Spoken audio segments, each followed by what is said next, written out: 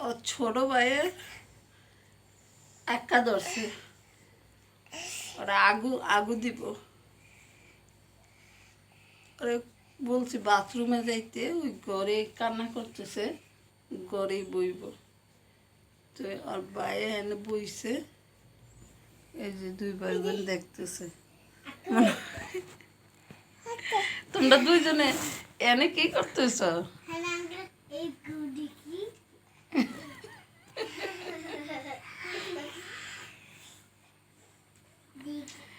আবির কি করো? এই যে আতিখানে বইছে, তোমরা দুইজনে পিছনে বইয়ে রয়েছে, আমি বুঝলাম না। আগে তুমি দেখতে আইয়া এরপর গু খা তো গু